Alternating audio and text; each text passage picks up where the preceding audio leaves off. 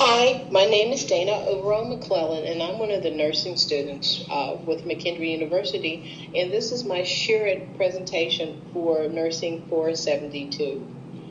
The purpose of my presentation is to promote professionalism through positive, active communication. Successful managers find that communication is the key to their day-to-day operation. My practicum was at Hardin Memorial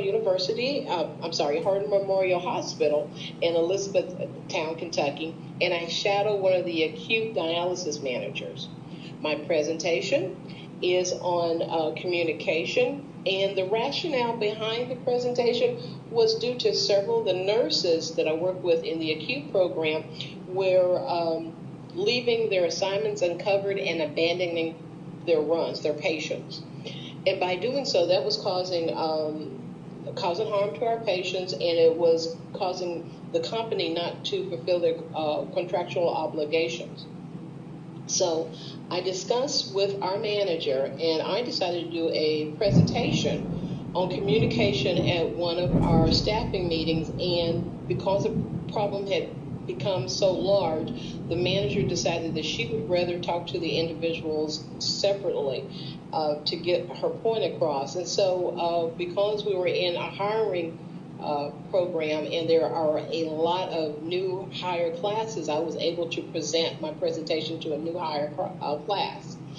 And so I used a PowerPoint presentation, which I am doing my audio on the first screen. I was hoping to be able to go through each screen, but that's not the case. I'm not really computer savvy, and it's not working out well. It's taking me several hours to even get to this point. So I have a PowerPoint presentation, which is attached here to the audio, and the audience was free to ask and answer questions during the presentation as well. We had two activities.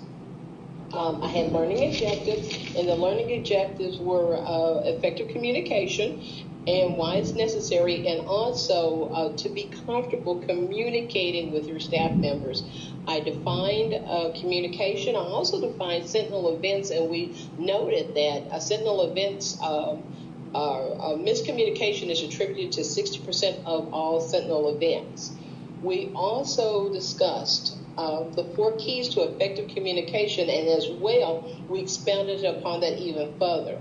Then the next slide after that, you will see that there is a person standing there, and it's, who do you ask? And so I posed a question that lots of times we will see with our dialysis patients, and who should we give this information to? Who should we ask to make aware that there is a problem with the patient?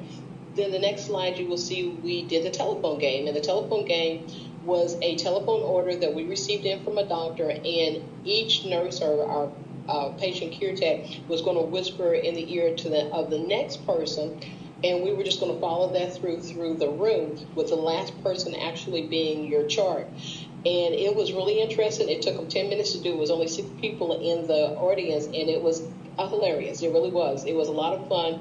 They interacted very well, and of course the order was changed by the time I got to the last person.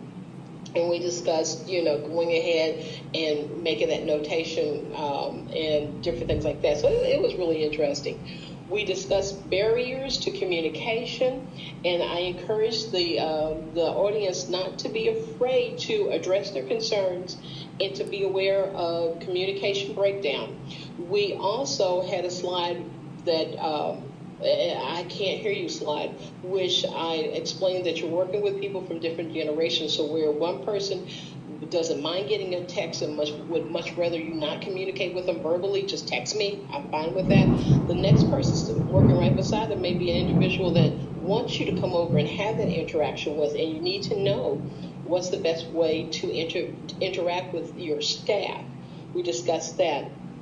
We discussed improving your communication skills, being aware, being a good listener, and being receptive to feedback. As a manager, you want that feedback, and you don't take it personally. You take the feedback and you use it as a stepping stone, and you grow upon that. So we discussed that.